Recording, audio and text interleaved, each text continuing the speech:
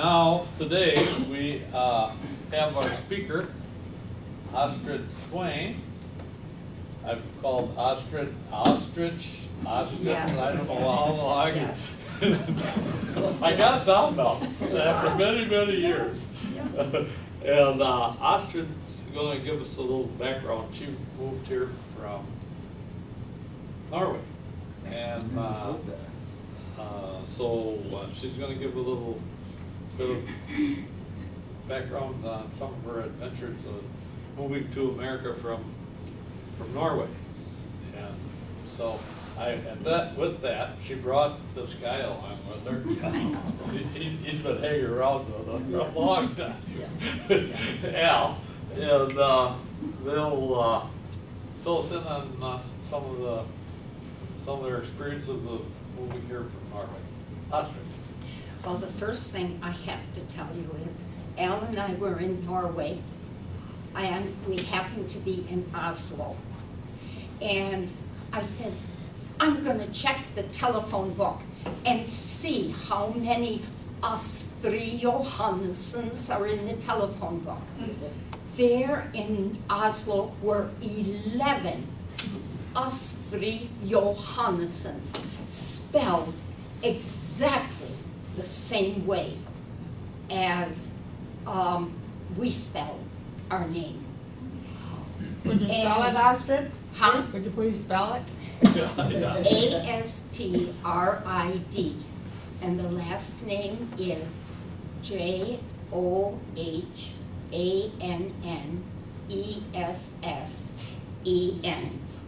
It took me a long time to learn how to spell it. How's it pronounced? Astrid Johannesson. Johannesson. Yeah.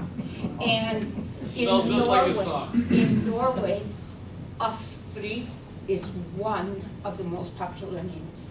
So when I'm in Norway and someone says, Astrid, 6 of us say, yeah.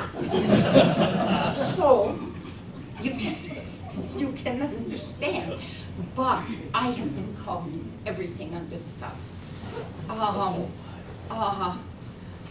Our grandkids will say ostrich. When I worked at university hospitals, until they learned my name, they called me the bird. Our kids in our high school called me Osti. So I've been called everything.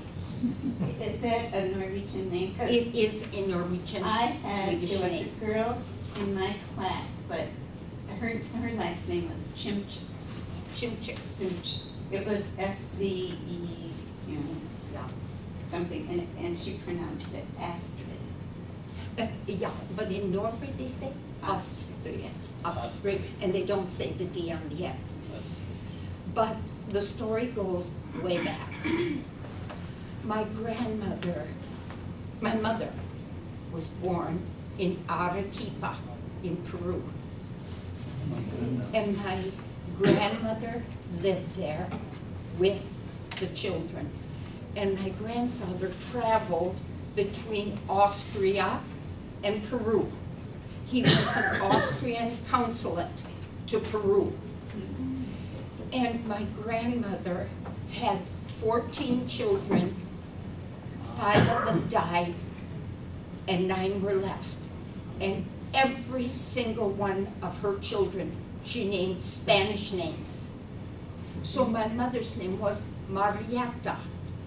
And there was Edita and Ernest, Ernesto, and Antonio, and Carmen, and Graciela, and Josefina, and on, till you get 9. Well, they lived there. And my grandmother's sister also lived in Arequipa in Peru with her son. Well, she decided to go back to Germany. And my grandmother was so lonesome for her sister that she went back to Germany with the children. My grandfather was in Peru at the time, and World War I broke out. And my grandmother was stranded in Germany with all those kids during World War I, and my grandfather was in Peru. And my mother said how hard it was. she said, all the dogs disappeared. All the dogs disappeared. She said, once they were so hungry, and her mother killed the rabbit that they had as a pet. And as hungry as they were, they couldn't eat the rabbit. But my mother lived through the war. Then she went to visit her aunt, who also lived. They lived in Dresden, in Germany. And my mother went to visit her aunt. And her aunt just happened to have a doctor and his wife from New Orleans visiting them. And they said to her, if you will come to New Orleans and be our housekeeper, we will put you through nurse training. So my cousin sent me a paper telling about my mother's trip over, and listing my mother on one of the trips over to America. So my mother ended up in New Orleans. And she did become a nurse, and she did become a supervisor of obstetrics. Now my father grew up well, he was born in Porsgrunn in Norway. And when we were there in August, we did go to Porsgrunn. And I was so anxious to see the church he was baptized in and to get a record of the baptismal. And some 16-year-old had burned the church down in June. Just before In you June, yeah. So I saw nothing. But my grandparents lived in the, let's see now, an eastern section of Norway. But my grandfather was a tremendous smithy. So they asked him to come to Bergen to work on the boats. So they moved the family to Bergen. And my father grew up in Bergen. My father was engaged to a girl named Solveig. Now, Solveig's parents didn't quite think my dad was good enough for Solveig. So when there was an opportunity to come to the United States as working with the Lutheran Church, Solveig's dad says, I think Arne would be good for that job. So my dad went to America, to New Orleans. And he worked with the Lutheran Church, still engaged to Solveig, but ended up having to have an appendectomy. And yeah, the rest is history. They didn't have many people on the obstetrical ward, so they asked my mother to go to the surgical ward, and she took care of my dad. And that was the beginning. So they were married in Brooklyn in 1930. And by this time, my dad had worked very hard, and he knew English, and my mother had worked very hard, and of course, she knew English. And they were married in Brooklyn, and the pastor and his wife stood up for them. And they stayed in the United States for 5 more years, until, that was 1930. In 1935, my dad said, I think I will go back to Norway and get a job. And he was a bookkeeper and wonderful with figures. So my dad went back to Norway in 1935. My mother joined him in 1938. Now at that time, my mother was German, Jewish, and an American citizen. My father was not an American citizen at that time. So my mother joined my dad in 1938. And of course, after that, there was absolutely no getting out of Norway. I was born April 3rd, 1940, and the Germans invaded Norway April 9th. And it was an absolutely terrible time for my mother, especially. She was hauled in and said, "You have to give up your citizenship and become a Norwegian citizen." She said, "I will never give up my citizenship, never give it up." So we had blankets. Don't have the blankets anymore. But when the air raid would sound, my dad and mom would wrap us in the blanket. We would go down the stairs of our apartment that we were living in. We would go outside. I can still hear the gravel. We would go down in the basement until the all clear sounded. And then my father would take off, just like that, for his for his parents' home, because they lived right across from the shipyards, and that was prime bombing territory. We lived like this for 5 years. My mother had a nephew that was a Nazi, and he was one of the Nazis that invaded Norway. And when the blackout occurred, Kurt Heinz would come and visit my family. And my mother would say so often, "How can I turn away my own flesh and blood?" Because Kurt Heinz was the son of my mother's favorite sister, and they lived in Hamburg at the time. So sugar was rationed. Everything was rationed. We only got sugar at Christmas time. And at Christmas time, we would all go to my father's father, which was Farfar, and my father's mother was Farmore. Father's mother, father's father. And all of the family would get together. And we would have a meal together, and my grandma said to me, "Astrid, du må spise og bli stor og sterk." That means I must eat and be big and strong. Well, I said, "My mother already told me that." I told my grandmother. So my grandmother and grandfather were very kind, very loving.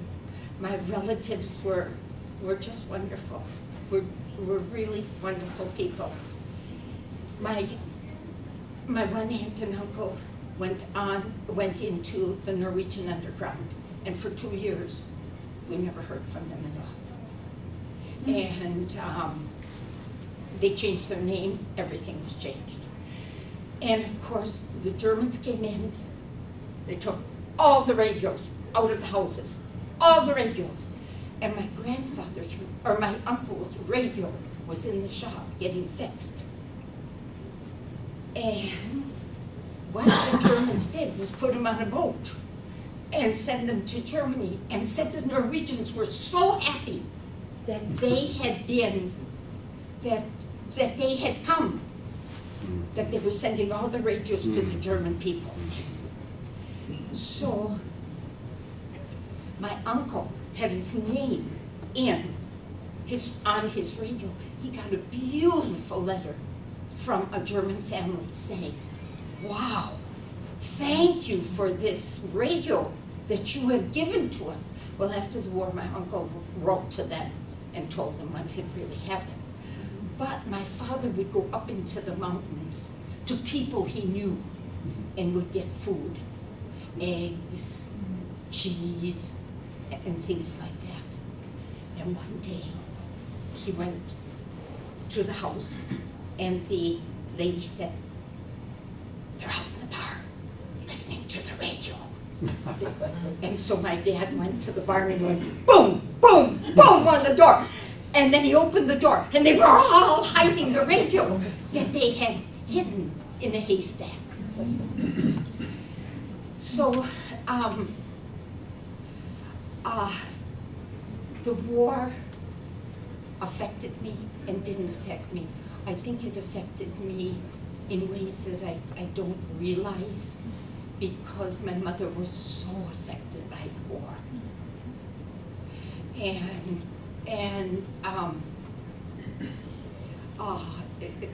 Going through 2 world wars was really difficult for her. So the war ended in 1945, and I can still remember the people, and the flags flying, and they were singing Norway in red, white, and blue, and the king and the queen, and the whole family was driving in the car. I can still remember seeing that, and what a wonderful time that was.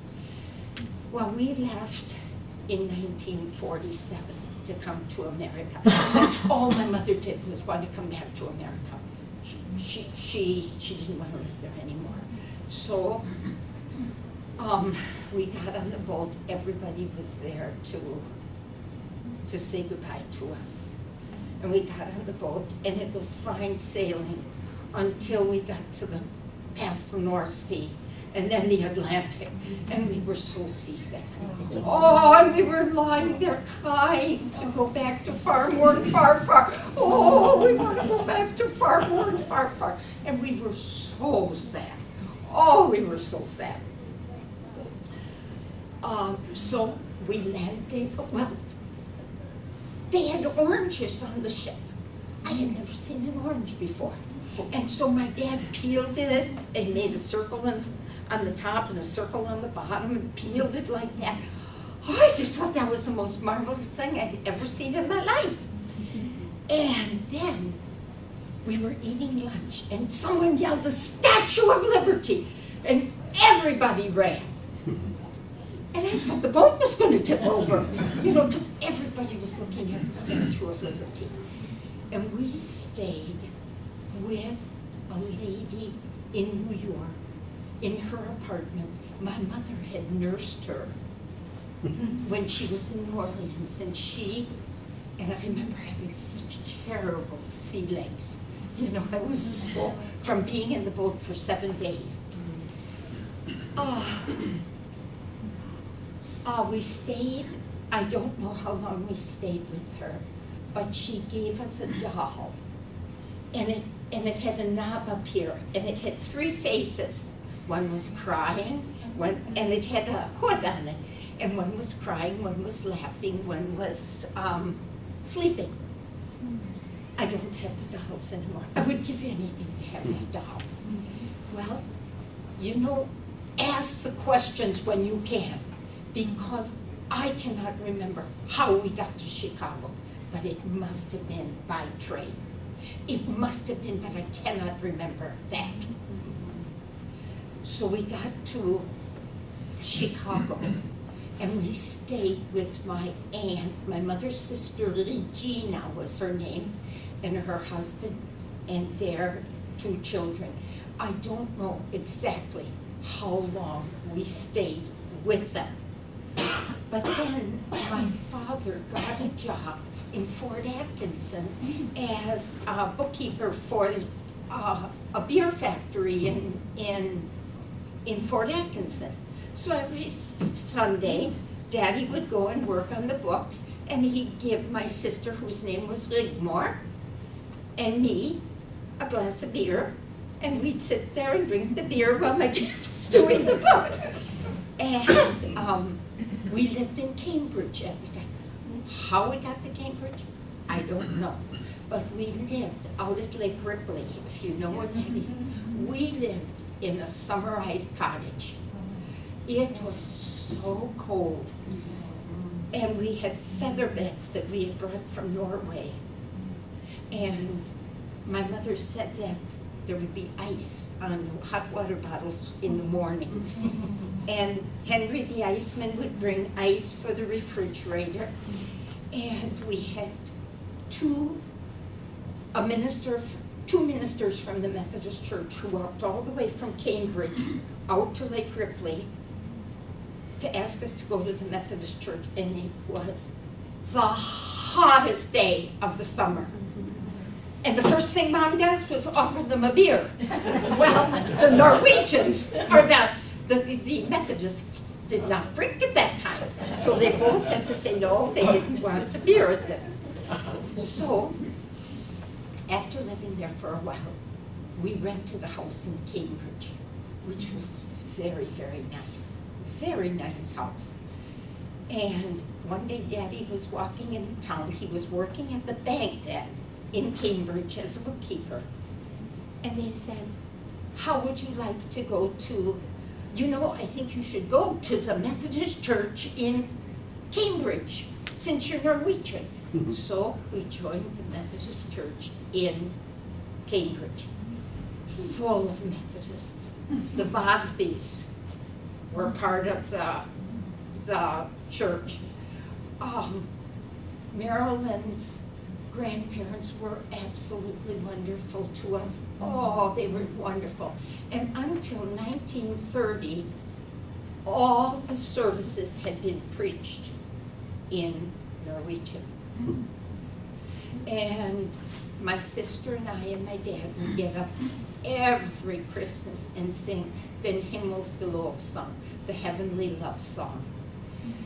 And we stayed there, and we went to school in Cambridge, and we walked all the way to school, and I had a great big goatskin coat and a great big goatskin cap, and nobody had their coat next to mine because it shed and it smelled. So everybody hung their coats further away. And in first grade, when I walked in, I saw this wonderful boy in the front row, and I kissed him, and I stood in the corner the whole afternoon. And in second grade, I finally got rid of that darn coat. And my mother, who was German, was looking out the window, and she said, "Why, that can't be my little Rigmor. That's not her coat." And my sister was crying her eyes out because everybody made fun of her coat. So she was wearing it inside out with the lining out. Third grade was not my favorite year either. But God worked wonderful miracles because I had the most wonderful fourth grade teacher. And she said to my mother that she would take me and work with me all summer on my reading. And she did. And I went from the lowest to the highest group. She was the most wonderful teacher. I had an absolutely wonderful fifth grade teacher too. And then high school came, and we, city girls, by that time we lived right across from the school, And the miracle to me is that my parents had been in the United States since 1947, and before 1950, they owned a house. I couldn't get over it when I thought about it one day. And what my dad did was he went to a man in Cambridge by the name of Charlie Albright, I think that was his name, and he said, "I have seen a house we would like to buy. Would you lend me the money and I will pay you every month?" And he did. And Daddy paid him every single month. And we lived in that house and went to the Methodist Church. And then I started high school, and Al came in from the country. Well, what else can I say? What else can I say? There was a bunch of city girls Yeah, standing outside whose the time house. is this, honey? I gotta make sure this gets straight here. Yeah. They were watching all these country boys get off the school bus, Yeah. looking for a new crop of guys. They must have been sick of the ones that were. I also must tell you, we did not have a telephone till we were in sixth grade.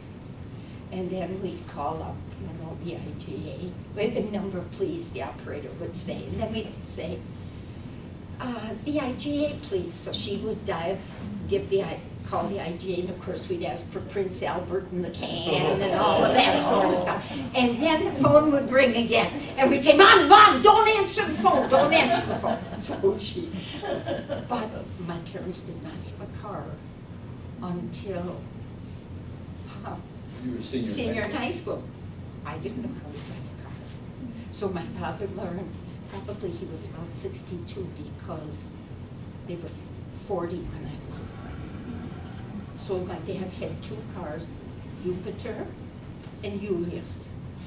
And if a car came driving by with one light, The reindeer? yeah.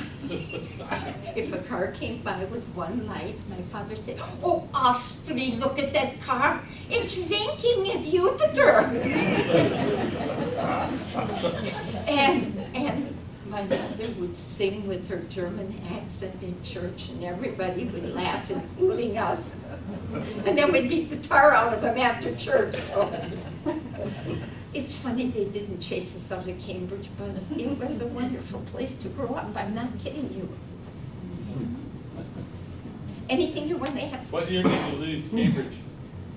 After Al and I were married, I went to Luther College. And then Al and I I wanted to tell you, I worked at University Hospitals in their X-ray department in 1962. And I saved my money like crazy. And my cousin, 63. 63. Yeah, 63. 63. And I saved my money, and my cousin was getting married in Oslo. So I said, Daddy, do you want to come with me to Norway? And he said no. So I went all by myself. Al took me to Chicago. I caught the plane, and I landed in Bergen. And I saw my grandmother. She was still alive. And I was there in April. She died in July. And then I saw all my relatives in Bergen. And this time when we went in August, I saw a cousin I had not seen since 1963. Then I went on the train to Oslo to the wedding. Then, after the wedding, with the train, went on a boat, and I went to Hamburg, and I visited my mother's sister. One that used to live in Dresden? Yes, she lived in Dresden too, but now she was married, and she lived in Hamburg. And Aunt Carmen had me stand, she and her husband worked with the Jewish underground. The whole family was split up during the war on my mother's side. So Aunt Carmen worked with the Jewish underground. And she said, I have a dress that's too long for me. Would you stand on the bed? I'll take the hem up, because we were the same height. And I said, and I was standing barefooted, and I said, Aunt Carmen, something dropped on my foot. It was the most gorgeous diamond ring you ever saw in your life. Somebody had sewn it into the hem of the dress. What? Oh, a diamond ring. A diamond ring. And then I went to Switzerland to my mother's other sister. And they lived in Holland during the war. And they really had a hard time too during the war. Then from there, I went to Stuttgart to my mother's other sister, and her husband had been a Nazi also during the war, and had been captured by the Russians, but had been released. So in 1952, my mother found out her mother had died, and she cried, and she cried, and she cried. I was only 12. I said, Mom, why are you crying so much? And she said, my mother died. Well, her mother hated the Nazis, just hated them. They were just terrible to her, just awful to her. So the war was over. My aunt said, I'm going into the kitchen to make coffee. My grandmother was sitting on a high-rise in a high-rise apartment on the porch, and she yelled, "The Nazis are coming!" And she just jumped off the porch. That's how she died. No kidding. That's how she died. So, yeah. Wow. So, if you have any questions, I'll try to answer them. But like I said, I was very, very young. But the war must have affected me because I was very, very naughty. And my aunt would always say to her daughter, "Oh, oh, oh, oh, oh, Astrid, oh, Astrid, she was the naughtiest girl you ever saw." And then my aunt would laugh and laugh and laugh. Astrid, how did you end up in Verona then? How did that actually come? Well, Well, we were living in the Twin Cities. I was finishing off a degree up there. yeah. And then I got a job at the university in the Center for Climatic Yeah. Research. And I came down here looking for an apartment for us to live in Yes. when I was getting this new job. I drove into Verona and Right across from the Lutheran parking ended up lot, staying, the Lutheran church. I found Melody apartment Lane. right across from the Yeah. the Lutheran church. Thompson edition. Yeah, and, So that's how we ended up in Verona. Yeah. I just by luck, yeah, I came down here and I actually had called an apartment in Madison, but they weren't able to show it to me until somewhat later. And I drove into Verona and I stopped at a realty agency. Brown, J.C. Brown. J.C. Brown. Yeah. Happen to have any apartments available in Verona? He said, "Yeah, I've got one over at Melody Lane." And what year was that? This was 72. 1972. And I took a look at it, yeah, I'll take this. You had kids by that time. Well, Yes, we're we glad you did. Yeah, And yeah. so we came to school. I had Steve and Mary Ann, and Don Hyde was the principal. And he was so funny. And we went in, and I asked him about lunch money, you know, for the kids. And I said, "Well, I don't have any money on me." And he pulls out his pockets and he says, "My mommy didn't give me money either." And the kids and I are just looking at him. "Can't you just hear Don say that?" And so that's how and then we ended up buying the house on the Kenwood Circle. Yeah. And then we, of course, moved out to Blue Mound, and I told him, "If you don't move back to Verona, if you only move back, you can take flying lessons." I mean, the stakes were high, guys. But I just love it here. And I love America. I'm not kidding you. We went back to Norway this time, and there was a lot of graffiti, and I'm just glad I am where I am, to tell you the truth. I love it here. We're glad you're here too. Thank you, Cookie. There's one, yeah. Norwegian jokes. There's one extra little thing about her mother that the Germans didn't realize, that your mother did have a Jewish background, Yeah. but she was raised Catholic. Yeah, my grandmother was Catholic. Yeah. Yeah. It's a good thing they didn't realize that. Yeah. No, my mother was, Peruvian, wasn't she? no, she was. Well, that was your born- grandmother. Yes, well, they were from Germany, but they lived in Peru. Yeah. And another Oh, thing, that's- when my grandmother went back with all the children, she had a black maid. And here these Germans, they had never seen a black person before. Oh, Isabella was the biggest hit in town. You know. Can I say something? Yes. I'm collecting information about my Norwegian ancestors and family. And when you were talking about the German occupation, it reminded me of a letter that my family received from the family in my father's cousins in Norway after the war. And they were thanking them for all the packages they sent, Yes. the clothes and the food. And one of the letters said, "We just feasted on the rice and spam you sent." Yes. Yes. And Yes. their daughter was a child and she loved the gum. Oh, Tuggy Gummy. Yeah. In fact, I would get a half a stick of gum every single day.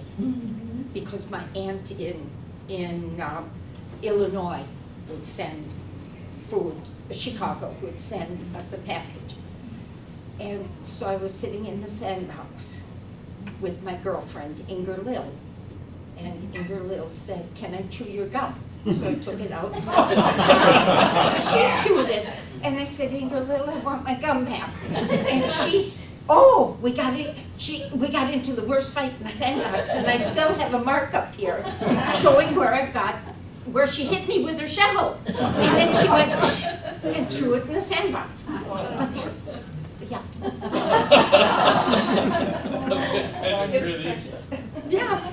Astrid, how old were you when you had this little gum episode? Oh, I have no idea.